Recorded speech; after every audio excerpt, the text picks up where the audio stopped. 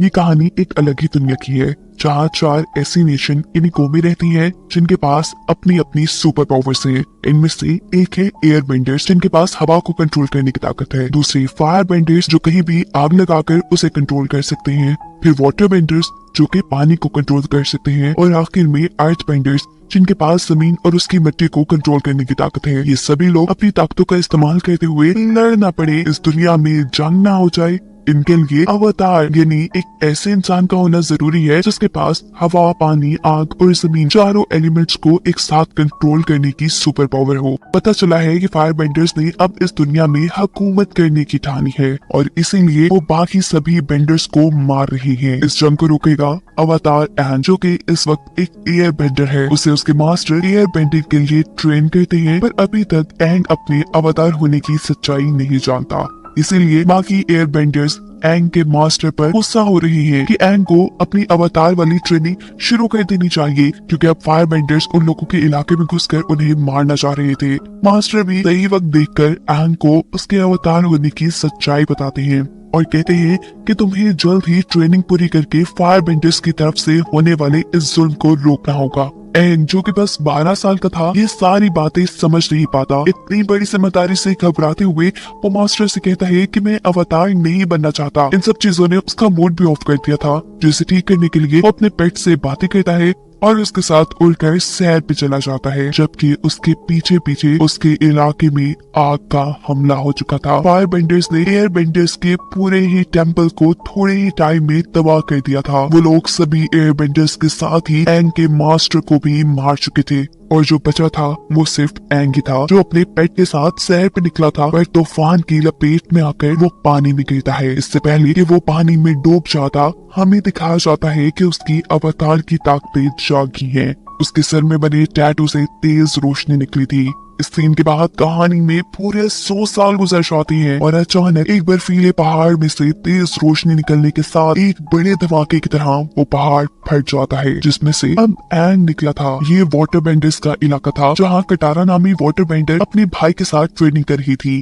ये वाक्य देखकर वो दोनों घबरा जाते हैं और एंग को अपने टेम्पल में ले आते हैं। एंग का यहाँ से निकलना फायर बेंडर्स का प्रिंस ज़ुको भी देख चुका था, जो दुनिया में अवतार को ही ढूंढने के मिशन पे था। यहाँ वाटर बेंडर्स के टेम्पल में जब एंग को होश आता है तो वो अपने साथ होने वाला सब कुछ यहाँ लोगों को बताता है कि जब उसके इलाके में आग का हमला हुआ था तो तब वो सैर के लिए वहाँ से निकला हुआ था और एक तूफान में फंसने के बाद उसे इस टेम्पल में होश आया है। वाटर बेंडर्स की एक ओल्ड लेडी उससे कहती है कि ऐसा कैसे हो सकता है, जिस हमले की तुम बात कर रही हो वो आज से पूरे 100 साल पहले इस दुनिया में हुआ था, जिसमें सभी एयर बेंडर्स मारे गए थे। उनकी पूरी नस्ल खत्म कर दी गई थी, यहाँ तक कि काफी वाटर बेंडर्स भी उस जंग में मारे गए। बस ये कटारा ही उनके कबीले में आखिरी वाटर बेंडर बची है। एंग से थोड़ी और बात करने पर वो ओल्ड लेडी पता चला लेती है कि एंग एक अवतार है और इस दुनिया में बचा आखिरी वाटर बेंडर भी। एंग ने यहाँ पर अपने पेट को भी बुला लिया था। कुछ दिन वो यही रुकता है और वाटर बेंडर कतारा का अच्छा दोस्त बन जाता है, जिससे अभी तक अपनी पावर्स पर कंट्रोल करना नहीं आया था।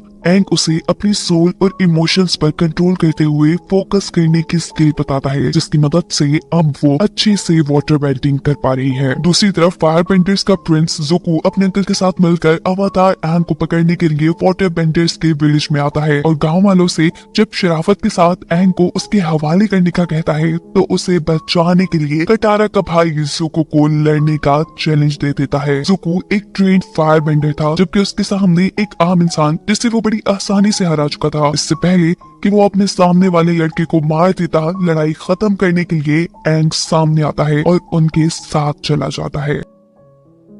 एंग को शिप के जेल में डाला गया था। एंग यहाँ अपनी एयर बेंडिंग की स्किल्स का इस्तेमाल करते हुए बड़े ही आराम से अपनी कैद की चाबियां चुरा यहाँ के सिपाहियों को चकमा दे कैद से निकलकर ज़ुको की इस शिप का विजिट करता है, जहाँ उसे अवतार पे लिखी ज़ुको की किताब मिलती है, जिसे चुरा जैसे ही वो शिप से उड़ता है तो ज़ुको की नजर में आ जाता है। ज़ुको आग से एंग पर हमला कर रहा था, जिससे बचते हुए इससे पहले कि वो पानी में गिरता, कटारा और उसका भाई एंग को उसी के पेट पर बचाने वहाँ पहुँच चुके थे। ये लोग एयर बेंडर्स के टेम्पल में जाते हैं, जहाँ सब बर्बाद था। वहीं जब एंग को अपने मास्टर की हड्डियां नजर आती हैं, तो दुख और गुस्से से उसका बुरा हाल हो जाता है। ऐसे में उसकी सारी अवतार की पावर्स एक बार दोबारा से जाग उठती हैं, जिनको अपने दिल पर कंट्रोल करते हुए उसने बहुत मुश्किल से काबू में किया था। वो बहुत ज्यादा रो रहा था। इस वक्त टारा उसे हौसला देती है। एंग कहता है कि मेरी वजह से 100 साल पहले मेरी दुनिया खत्म हो गई, पर अब मैं पहले वाली गलती नहीं दोहराऊंगा। मैं अब अवतार की ट्रेनिंग खुद से पूरी करूंगा। प्रिंस ज़ुको की अवतार पर लिखी हुई बुक जो उसने शिप से चुराई थी, उसके जरिए उसे पता चलता है कि अवतार की ट्रेनिंग स्टार्ट करने के लिए उसे पहले पिछले सभी अवतार की पावर्स को जगाना होगा। इसीलिए पहले वो कियोशी अवतार के टेम्पल में जाते हैं, जो उनके पास ही एक आइलैंड पे था। लेकिन वहां जाने पर आइलैंड के लोग उन पर हमला करके उन्हें पकड़ने वाले होते हैं कि कियोशी की मूर्ति से एंग के ऊपर एकदम से रोशनी गिरती है, जो देख आइलैंड के लोग हैरान होते हैं और उन्हें अपने सरदारों के पास ले आते हैं। ये एंग और एंग के साथियों को बताते हैं कि असल में उनके पास किसी तरह की भी बेंडिंग पावर्स नहीं है, जिनकी वजह से वो अपने आप को बचा नहीं सकते। इसीलिए वो किसी अनजान इंसान को अपने आइलैंड में नहीं आने देते। एंग कहता है पर मुझे बस कियोशी अवतार के बारे में जानना है, उनकी पावर्स को जगाना है, क्योंकि मैं खुद एक अवतार हूँ। ये सुन वो लोग उसकी मदद को मान जाते हैं और रात में यही उनका पीछा करते हुए ज़ुको भी पहुंच जाता है और आइलैंड के लोगों से कहता है कि हम यहाँ पर एक मुजरिम को पकड़ने के लिए आए हैं। अगले दिन एंग दोबारा कियोशी की मूर्ति के पास जाता है और इस मर्तबा जब मूर्ति से रोशनी उसके ऊपर गिरती है तो वो अचानक ही सोल्स यानी रूहों की दुनिया में पहुंचकर अवतार कियोशी से मिलता है, जो उसे बताती है कि तुम्हारी पहले अवतार की ट्रेनिंग ना करने की वजह से दुनिया इस हाल तक पहुंची है और अब भी अगर तुमने ट्रेनिंग ना की तो वाटर बेंडर्स का इलाका भी तबाह हो जाएगा, जिसके वियंस भी कियोशी ने एंग को दिखाए थे। वो कहती है कि ट्रेनिंग तुमने खुद से अकेले रहकर करनी है, सबका साथ छोड़कर, क्योंकि हमारे करीबी लोग ही हमारी कमजोरी होती है और अवतार कमजोर नहीं हो सकता। जिसके फौरन बाद कियोशी अपनी अवतार वाली पावर्स का इस्तेमाल करते हुए एंग की बॉडी पर कब्जा करके अपनी इंसानों वाली दुनिया में लोगों की मदद के लिए आती हैं, जहां उसे पता चल गया था कि उसके लोग मुश्किल में हैं। उनके ऊपर फायर बेंडर्स ने हमला कर दिया था। इस जगह पहले कटारा ज़ुको से लड़ रही थी, वो उसे अच्छी टक्कर देना चाहती थी, पर अभी खुद पूरी तरह ट्रेन ना होने की वजह से वो ऐसा नहीं कर पाती। पर कियोशी ने तो कुछ ही देर में अपने चारों एलिमेंट्स की बेंडिंग पावर्स का इस्तेमाल करते हुए फायर बेंडर्स के सभी सिपाहियों को वहां से दूर गिराया था। सभी डर कर यहाँ से भाग चुके थे, जिसके बाद कियोशी एंग की बॉडी से निकल जाती है और वो अपने असल हालत में आ जाता है। गांव वाले एंग का शुक्रिया करते हैं, क्योंकि उन्हें तो एंग ही अपने दुश्मनों से लड़ता नजर आया था। जिसके बाद एंग अपने साथियों के साथ वाटर बेंडर्स के इलाके की तरफ चल पड़ता है, क्योंकि उसे कियोशी ने बताया था कि वाटर बेंडर्स के इलाके में अब बहुत बुरा हमला होने वाला है। इसलिए वो पहले वाटर बेंडिंग सीखकर उस इलाके को बचाने का इरादा करता है। इस सीन में दिखाया जा रहा है कि अवतार कियोशी के आइलैंड से हारने के बाद ज़ुको के ही आर्मी के लोग मिलते हैं, जो उससे पहले उसका साथ ना देने की वजह से माफी मांग रहे थे। यह आदमी ज़ुको से कहता है कि अगर आप पहले ही हमें अवतार के मिलने के बारे में बता देते तो हम जरूर आपका साथ देते। ज़ुको इस आदमी से कहता है कि ठीक है, ये बात तुम्हें पता चल गई, पर तुम अब ये बात किसी को नहीं बताओगे। लेकिन वो तो ये खबर ज़ुको के डैड को यानी फायर बेंडर्स के राजा को बता चुका था, जो खबर सुनते ही वो अपनी बेटी से कहते हैं कि देखो ज़ुको काबिल बनता जा रहा है, उसने अवतार को भी ढूंढ लिया है। ये बात सुनकर आमतौर पर तो उसकी बहन को खुश ही होना चाहिए था, लेकिन वो खुश इसलिए नहीं थी क्योंकि वो अपने डैड के बाद फायर बेंडर्स की खुद मलका बनना चाहती थी और इसका एक तरीका यही था कि वो ज़ुको से ज्यादा काबिल बने।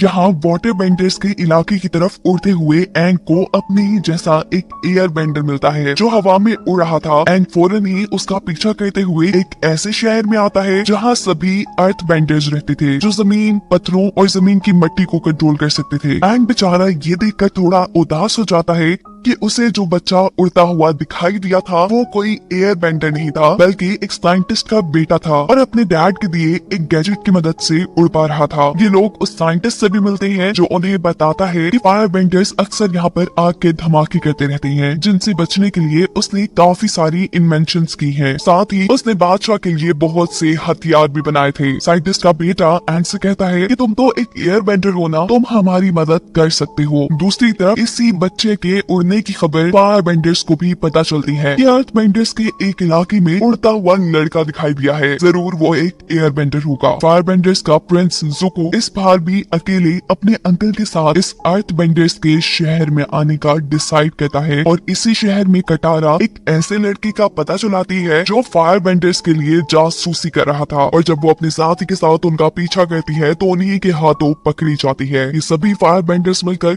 उसके ऊपर हमला कर देते हैं। वो अपने साथी के साथ मिलकर जल्द ही उन्हें हरा देती है, जबकि दूसरी तरफ उसका भाई एक साइंटिस्ट के साथ मिलकर बड़े एयर बैलून का डिजाइन बनाने में कामयाब हो जाते हैं। इसी शहर में एंग ये पता चलाता है कि फायर बेंडर्स यहाँ पर अपनी आंख से हमला नहीं करते, बल्कि वो तो इस शहर में किसी खास केमिकल का इस्तेमाल करते हुए आग के हमले और धमाके करवाते हैं। और जरूर इनके शहर के अंदर का ही कोई आदमी फायर बेंडर्स की मदद करता है। एंग इस काम में मुलविस जिस लड़के का नाम बताता है, कटारा उसे जानती थी। उसी के साथ मिलकर तो उसने फायर बेंडर्स को हराया था। वो लड़का तो उसे अच्छा इंसान लगा था, लेकिन जब बाहर जाकर वो दोबारा उस लड़के से बात करती है तो वो लड़का उसे अपना प्लान बताता है कि कैसे वो साइंटिस्ट के सामान को बादशाह के पास ले जाते हुए एक बॉम्ब से बदल देंगे, जिसके नतीजे में वहाँ के बादशाह मर जाएंगे। कटारा को ये सुन बिल्कुल यकीन नहीं हुआ था कि जिस लड़की पे उसने यकीन किया वो इतना बुरा हो सकता है। वो अब एंग के साथ मिलकर बादशाह को बचाने के लिए निकलती है, जहाँ पर एंग का सामना ज़ुको से हो जाता है। ये लोग लड़ते लड़ते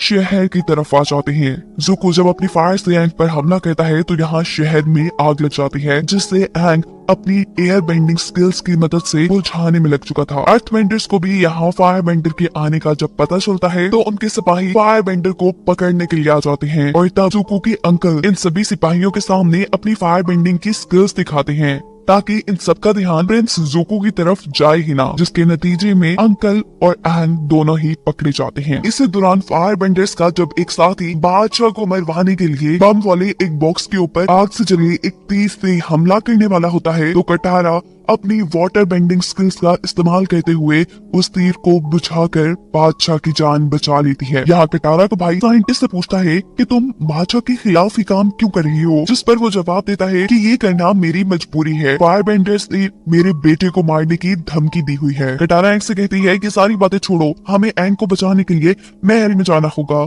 और साइंटिस्ट महल के खुफिया रास्ते के बारे में इन दोनों को बताता है जो जेल तक जाता था। सीन कट होकर हमें एक पास्ट का सीन दिखाया जाता है। 100 साल पहले जब एंग छोटा था, उसका एक दोस्त हुआ करता था, बहुत ही अच्छा, और वो एक अर्थ बेंडर था। मजेदार की बात की थी कि इस वक्त अर्थ बेंडर्स का जो बादशाह था वो एंग का 100 साल पुराना बचपन का दोस्त ही था, जो अब बूढ़ा हो चुका था, लेकिन वो एंग को देखते ही उसे एक ही नजर में पहचान जाता है।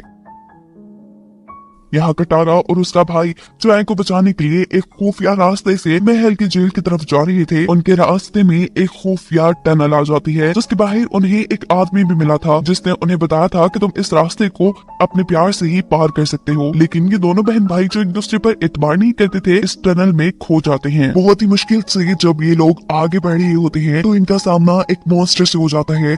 डर कर ये दोनों ही हाथ पकड़ लेते हैं। ऐसा करने पे वो मॉन्स्टर एकदम से खामोश हो चुका था। कटारा समझ जाती है कि ये उनके प्यार की वजह से हुआ है। वो इसी मॉन्स्टर से बाहर निकलने का रास्ता जब पूछती है तो मॉन्स्टर यहाँ की दीवार तोड़कर एक रास्ता बना देता है, और अब हमें दिखाया जाता है एंग को, जो कि अर्थ बेंडर्स के बादशाह का सामना कर रहा था। ये बादशाह बहुत ही ज्यादा गुस्से में था, क्योंकि 100 साल पहले एंग की वजह से उनकी दुनिया तबाह हुई थी। इसका बदला लेने के लिए वो अपनी सारी अर्थ बेंडिंग पावर्स का इस्तेमाल करते हुए एंग के ऊपर हमला करता है। वो बहुत ही मुश्किल से अपने आप को बचा पाता है, जिस पर वो बादशाह गुस्से में उसे बताता है कि तुम अभी भी एक बच्चे की तरह सोचते हो, अवतार की तरह नहीं, और बच्चों के साथ मिलकर ही अजीब काम कर रहे हो। पर एंग जवाब में कहता है, मैं कुछ भी गलत इस बार नहीं सोच रहा, मैं हर हाल में इस मर्तबा दुनिया को हर बर्बादी से बचाऊंगा, और इसमें मुझे तुम्हारी जरूरत भी पड़ेगी। ये सुन वो बादशाह खुश होकर उसे छोड़ देता है। दिखाया जाता है कि जंगल से गुजरते हुए ज़ुको के अंकल को जिस नई जेल में ले जाया जा रहा था, रास्ते में ही ज़ुको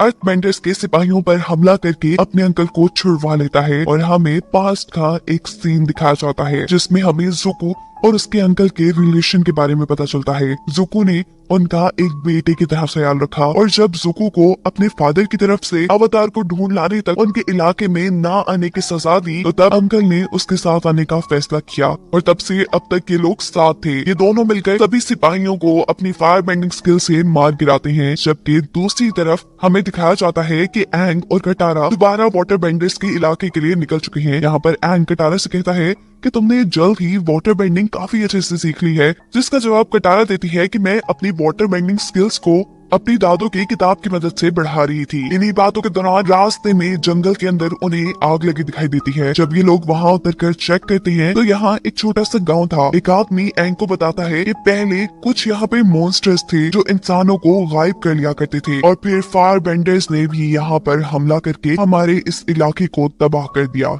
एंग को भी यहाँ पर एक दूसरे डायमेंशन की एनर्जी महसूस हो रही थी। सीन कट होकर हमें फायर बेंडर्स के शहर में जुको की बहन को दिखाया जाता है, जो अपने डैड को कह रही थी कि उन्हें आर्मी जनरल की मदद से अवतार को ढूंढ लाना चाहिए। उसके डैड कहते हैं ठीक है तुम ये भी करके देख लो, लेकिन जो अवतार को पहले लेकर आएगा वही यहाँ का राजा बनेगा। ये काम चाहे पहले तुम करो या जुको, पर ये बात याद रखना कि जुको बड़ी ही तेजी से आगे बढ़ रहा है। ये सुन वो लड़की काफी गुस्से में आ जाती है, जबकि इस सीन में हमें दिखाया जाता है कि तबाह हुए गांव के अंदर जहां एंग को दूसरे डायमेंशन की एनर्जी महसूस हो रही थी, वो अपनी अवतार वाली स्किल्स का इस्तेमाल करते हुए अपनी और अपने दोस्तों की सोल को उस दूसरी डायमेंशन के अंदर ले जाता है, जहां उनके सामने एक अजीब सा मॉन्स्टर आता है जो गुस्से में इन तीनों को एक ही हाथ से मारकर दूर गिरा चुका था और बहुत जोर से चिल्ला रहा था। इसी दुनिया में कटारा के भाई को एक फॉक्स मिलती है जो उसे कहती है कि जिस मॉन्स्टर को तुमने देखा है वो काफी दर्द में है, तुम उसे दर्द से निकाल दो, तुम्हारी सारी मुश्किलें हल हो जाएंगी। यहाँ दिखाया जा रहा है कि कटारा को कटारा की मॉम इसी दुनिया में नजर आ रही है। वो अपनी मॉम के पास जाना चाहती है, लेकिन अचानक ही फायर बेंडर्स का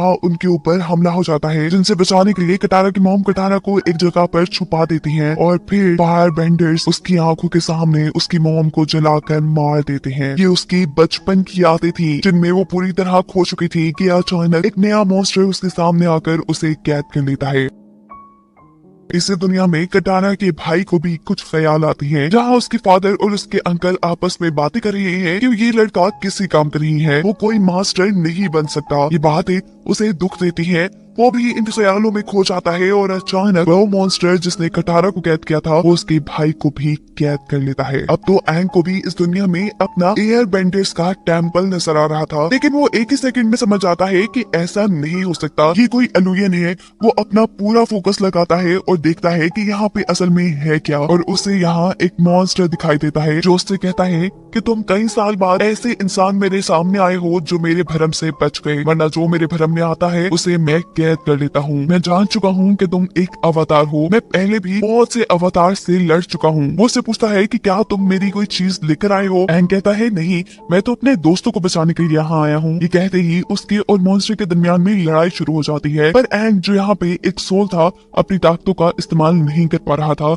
इसीलिए वो इस मॉन्स्टर से हार जाता है और वहाँ से भागकर एक घर के अंदर आता है जहाँ पर उसे अपने मास्टर मिलते हैं। वो उनके गले लगकर उनसे कहता है कि आप कहाँ चले गए थे, मुझे आपकी जरूरत है। अब एंग उनसे पूछता है कि मैं इस मॉन्स्टर से अपने दोस्तों को कैसे बचाऊं। मास्टर बताते हैं कि ये मॉन्स्टर लोगों को उनकी पुरानी यादों के जरिए कैद करता है, पर अवतार इसके जाल में नहीं फंसते। पिछली मर्तबा फायर नेशन के एक अवतार ने इनको अच्छी टक्कर दी थी और वो उनकी कोई खास चीज चुरा ले गया था। अगर तुम अपने दोस्तों को बचाना चाहते हो तो तुम जाकर इस मॉन्स्टर की वो चीज ले आओ। पर फायर बेंडर्स तो उनके दुश्मन थे, उनके इलाके में जाना एंग के लिए काफी खतरनाक साबित हो सकता था, पर एंग के पास कोई और रास्ता भी नहीं था।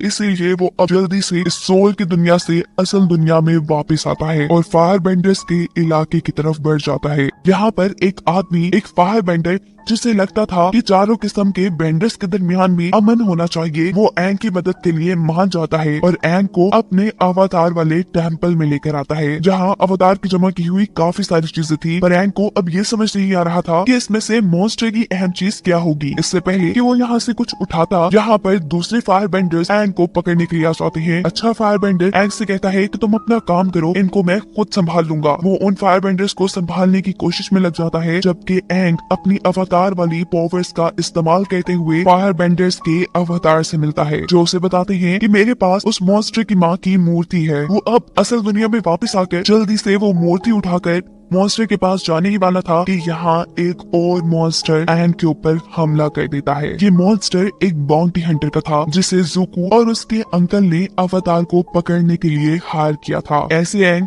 उन दोनों के कब्जे में आ जाता है। एंग इन दोनों को समझाता है कि प्लीज मुझे थोड़ा वक्त दे दो, मुझे अपने दोस्तों को बचाने दो, फिर मैं दोबारा खुद तुम्हारे पास आ जाऊंगा। जिस पर ज़ुको उसे जवाब देता है कि दूसरों को बचाने की सोच हमें कमजोर बना देती है। और यही से हमें एक पास्ट का सीन दिखाया जाता है जहाँ पर ज़ुको के डैड जंग में लड़ने की एक स्ट्रेटेजी बना रहे थे, जिनके मुताबिक वो काफी सारे अपने ही सोल्जर्स को मरवा कर दुश्मन को डिस्ट्रैक्ट करके खत्म कर देंगे। पर इस ख्याल पे ज़ुको का कहना था कि हमें अपने लोगों को नहीं मरवाना चाहिए। अपनी स्ट्रेटेजी पे सवाल उठाने की वजह से ज़ुको के डैड उससे कहते हैं कि तुम्हें इसकी सजा जरूर मिलेगी। सीन कट होकर हमें प्रेजेंट में दिखाया जाता है कि ज़ुको के डैड ने ज़ुको के ही सामने अपनी आर्मी भेजी थी जो उनसे कह रही थी कि तुम आराम से अवतार को हमारे हवाले कर दो, नहीं तो हमारे पास तुम्हें ये मारने तक के ऑर्डर्स हैं। ना चाहते हुए भी ज़ुको को अवतार को अपने डैड के सिपाहियों के हवाले करना पड़ा था। ये लोग एंग को ले जाकर एक टेम्पल में बांध देते हैं और रात होने पर उसे कोई बचाने के लिए आ जाता है। यहाँ हमें एक फाइट दिखाई जाती है जिसमें एंग और उसे बचाने वाला सिपाही बाकी सभी सिपाहियों से लड़ते हैं और यहाँ से गायब हो जाते हैं।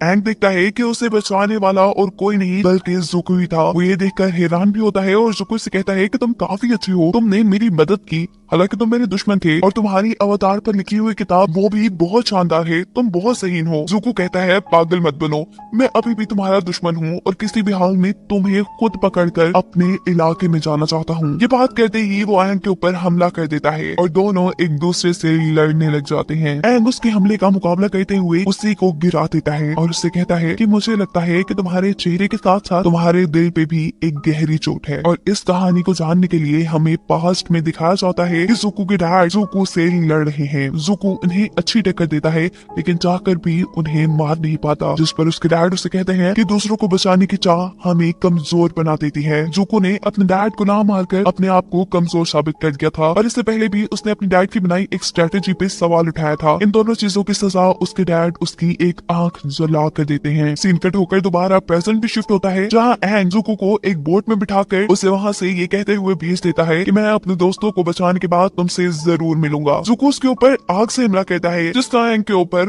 कोई असर नहीं होता। सीन कट होकर पास्ट में हमें दिखाया जाता है कि जब ज़ुको की आंख जली हुई थी तब उसके डैड उसके पास आकर कहते हैं कि तुम्हें जंग में एक सिपाहियों के बैच को बचाने की बहुत पड़ी थी, इसीलिए अब तुम्हारी सजा है कि तुम उसी बैच के साथ हमारे इस इलाके से निकल जाओगे तब तक के लिए जब तक तुम्हें कोई अवतार नहीं मिल जाता। खैर नए सीन में दिखाया जाता है कि एंग दोबारा जली हुई गांव में आकर दूसरे डायमेंशन में पहुंच चुका था। वो वहाँ मॉन्स्टर को मॉन्स्टर की गुमी हुई मूर्ति वापस करता है, जिसके बदले ये मॉन्स्टर वहाँ सभी इंसानों को आजाद कर देता है। एंग को यहाँ कटारा और उसका भाई मिले थे जिनको देखने से ज्यादा वो इस चीज से खुश था कि बाकी गाँव वाले अपने गुमे हुए लोगों से मिलकर काफी खुश हो रहे थे। ये लोग फाइनली अब वाटर बेंडर्स के इलाके में पहुंच जाते हैं जहाँ सभी वाटर बेंडर्स अवतार को देखकर इसलिए खुश हैं कि वो जानते हैं कि फायर बेंडर्स उनके ऊपर हमला करने वाले हैं और अवतार के यहाँ होने की वजह से वो उनसे जंग बहुत ही आसानी से जीत जाएंगे। जबकि फायर बेंडर्स के इलाके के अंदर ज़ुको की बहन यहाँ कुछ लोगों से फाइट कर रही है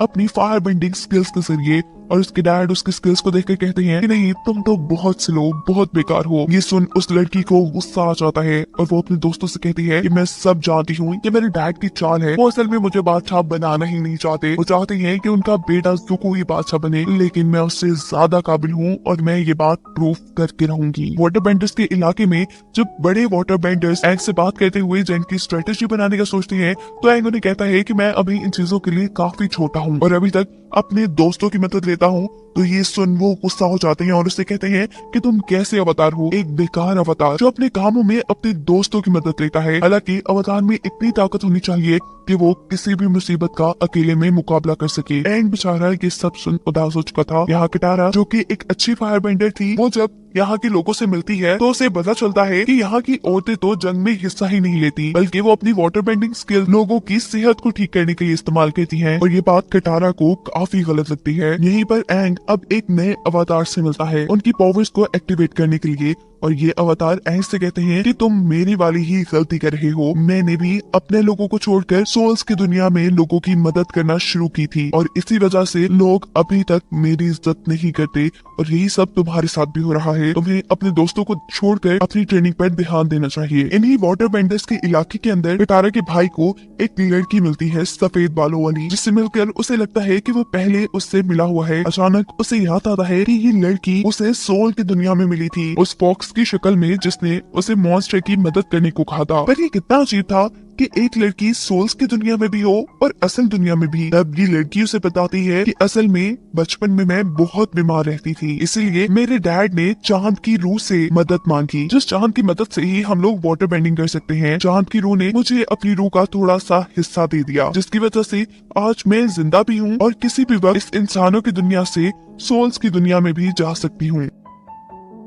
यही फायर बेंडर्स के इलाके के अंदर ज़ुको की बहन अपने डैड को अपनी ऐसी फायर बेंडिंग स्किल्स दिखाती है जिसमें उसने अपने हाथों से बिजली भी निकाली थी। ये देख उसके डैड खुश हो जाते हैं, जबकि इस सीन में हमें दिखाया जाता है कि फायर बेंडर्स अब वाटर बेंडर्स के इलाके पर हमला करने के लिए आगे बढ़े थे। उनके पास एक एयर बलून भी था जिसके अंदर फायर बेंडर्स के जर्नल थे। वाटर बेंडर्स भी दिमागी तौर पर इस जंग के लिए तैयार थे, पर उनके पास इतनी बड़ी फौज नहीं थी कि वो फायर बेंडर्स का सामना कर सके। तब कटारा उन्हें मशवरा देती है कि औरतें भी इस जंग में हिस्सा लें। अपनी बात को प्रूफ करने के लिए वो यहाँ के सरदार से अपनी अच्छी वाटर बेंडिंग स्किल्स के जरिए लड़ती है और ये प्रूफ कर देती है कि औरतें भी जंग में हिस्सा ले सकती हैं। यहाँ पर हमला हो जाता है। एंग, कटारा और सभी लोग इस हमले को रोकने में लग जाते हैं, लेकिन ज़ुको के अंकल अपने जर्नल को कहते हैं कि आज पूरा चांद है। वाटर बेंडर्स को अपनी ताकत चांद से मिलती है, इसीलिए आज वो लोग तुमसे हार नहीं सकते। और तब जर्नल ज़ुको के अंकल को बताता है कि मेरा प्लान तो उन्हें हराना है ही नहीं, बल्कि मेरा प्लान तो कुछ और ही है। मुझे पता है कि ऐसा चांद साल में एक मर्तबा आता है और जिस दिन चांद पूरा गोल और इस तरह चमकदार होता है, उस दिन चांद की सोल और समुन्द्र की सोल यही पीछे झरने के अंदर मिलती है। वो कहते हैं कि मैं उन दोनों सोल्स को ही मार दूंगा। ज़ुको के अंकल जर्नल से कहते हैं कि ये बहुत ही गलत आइडिया है। ऐसा करने से सोल्स की दुनिया में और इस दुनिया में बहुत बड़ा नुकसान हो सकता है, तबाही मच सकती है।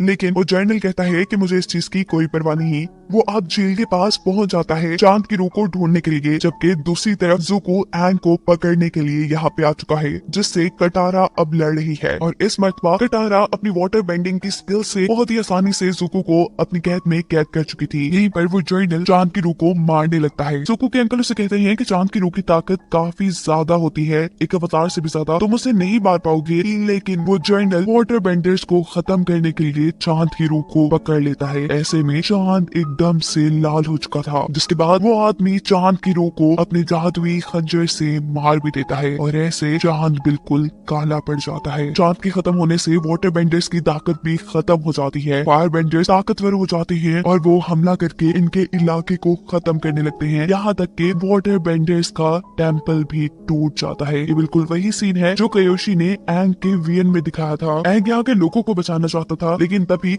उसे कियोशी की कही हुई वो बात याद आती है कि एक अवतार को लोगों की फिक्र छोड़कर खुद पे ध्यान देना चाहिए और अपनी पावर्स को उभारना चाहिए। ये सोचते ही वो समुंदर के बिल्कुल दरमियान में चला जाता है और अपनी रूह को समुंदर को दे देता है। एक अवतार और समुंदर की रूह मिलकर यहाँ बहुत बड़े मॉन्स्टर की शक्ल में आ जाती हैं, जिसके बाद वो फायर बेंडर्स के सभी जहाजों को तबाह करना शुरू कर देता है। ज़ुको ये देखकर उससे लड़ने के लिए आगे बढ़ता है और ज़ुको को जिंदा देखकर फायर बेंडर्स का जर्नल गुस्से में आ जाता है, क्योंकि उसने तो ज़ुको को अपनी तरफ से मरवा दिया था। ये दोनों अवतार से लड़ना छोड़कर आपस में ही लड़ना शुरू हो जाती हैं। ज़ुको इसको बहुत मारता है और जब वो उसे हरा देता है तो तब ये आदमी ज़ुको को कहता है कि तुम्हें क्या लगता है कि तुम इस अवतार को पकड़ के भी ले जाओगे तो क्या तुम्हारे डैड तुम्हें बादशाह बना देंगे? अरे नहीं, वो तो तुम्हें बेवकूफ बना रही हैं। वो तुम्हें आगे रखकर असल में तुम्हारी बहन को जोश दिलाती हैं, जिसकी वजह से वो तुमसे ज्यादा ताकतवर बन रही है और वो उसी को असल बादशाह बनाना चाहती हैं। और मैं भी तुम्हारी जान का दुश्मन क्यों हूँ? इसीलिए कि ये भी तुम्हारे डैड का ही हुक्म है। यही सीन कट होकर हमें उस लड़की को दिखाया जाता है जो चांद के सोल के टुकड़े की वजह से जिंदा थी, जिसे हमने फॉक्स की शक्ल में सोल्स की दुनिया में भी देखा था। वो अभी भी कटारा के भाई से बात कर रही थी। वो कटारा के भाई को कहती है कि एक मर्तबा चांद ने मुझे अपनी सोल का टुकड़ा देकर मुझे जिंदा किया था और आज चांद को मेरी जरूरत है। ये कहते ही वो पानी के अंदर डूब जाती है, अपनी सोल को समुंदर और चांद के हवाले कर देती है और ऐसे चांद एक मर्तबा फिर से जिंदा होकर आसमान में चमकने लगता है। सब कुछ ठीक होने के बावजूद भी एंग अभी भी एक मॉन्स्टर की शक्ल में ही था। वो वाटर बेंडर के इस इलाके के काफी तबाह होने की वजह से अभी भी गुस्से में था। जब कटारा उसे कहती है, एंग तुम बहुत अच्छी हो, तुम हमारे साथी हो, हम तुम्हारी फैमिली हैं, हम तुम्हें कमजोर नहीं कर रहे, बल्कि हम लोग तो तुम्हारी ताकत हैं, तुम अपने आप को ऐसे जाया मत करो, यहाँ के लोगों को तुम्हारी जरूरत है। ये सारी बातें सुनकर एंग का गुस्सा ठंडा होता है और वो पानी से बाहर निकल कर आता है एक बहुत ही ताकतवर अवतार की शक्ल में। पर बाहर आने पे भी वो दुखी था। उसे लग रहा था कि यहाँ पे जितनी भी तबाही हुई है उसकी वजह से हुई है, लेकिन उसके साथी उसे कहते हैं कि ये तबाही उसने नहीं की बल्कि फायर बेंडर्स ने की है। उसने तो यहाँ के कई लोगों की जान बचाई है और दुनिया को बहुत बड़े खतरे से भी बचाया है। एंड कहता है कि अब बस मैं पुरानी चीजों को भुलाकर अपने आगे के सफर पर ध्यान दूंगा, जिसमें कटारा उसे वाटर और एयर बेंडिंग सिखाने में मदद करने वाली थी। सीन कट होकर हम जुको और उसके अंकल को देखते हैं, जिनको अभी भी मालूम नहीं था कि उन्हें क्या करना है, क्योंकि उन्हें तो अपने ही बाप और भाई से धोखा मिल चुका था। दूसरी तरफ जुको के डैड, जिनको ये खबर मिलती है कि वाटर बेंडर्स के काफी सारे इलाके को तबाह करने के बावजूद भी फायर बेंडर्स उनसे हार चुकी है, तो वो हैरान कुन तौर पे इस खबर को सुनकर नाराज नहीं होते और अपने लोगों को बताते हैं कि ये तो उनकी सिर्फ एक चाल थी। वो कभी भी वाटर बेंडर्स के इलाके को तबाह करना ही नहीं चाहते थे, वो तो सिर्फ चाहते थे कि अवतार का ध्यान वाटर बेंडर्स के उस इलाके को बचाने में लग जाए, जबकि पीछे से उन लोगों ने तो अर्थ बेंडर्स के इलाके पे कब्जा कर लिया था, वो भी अपनी बेटी के जरिए। यहाँ उनके लोग उससे पूछते हैं कि जुको का क्या होगा, जिस पर जुको के डैड कहते हैं कुछ नहीं, कभी कभार हमें बड़ी बड़ी चीजों के लिए ऐसे कमजोर लोगों की कुर्बानी देनी पड़ती है। अर्थमेंडर्स के इलाके पर कब्जा करके जुको की बहन बहुत ज्यादा खुश थी और कहानी के आखिर में हमें जुको के डैड अपने साथियों को ये बताते हुए दिखाए जाते हैं कि अब अर्थ के ऊपर से एक फायर बॉल गुजरने वाला है, जिसकी वजह से उनकी ताकतें और भी बढ़ जाएंगी। और ये बताते हुए ये कहानी यहाँ खत्म हो जाती है।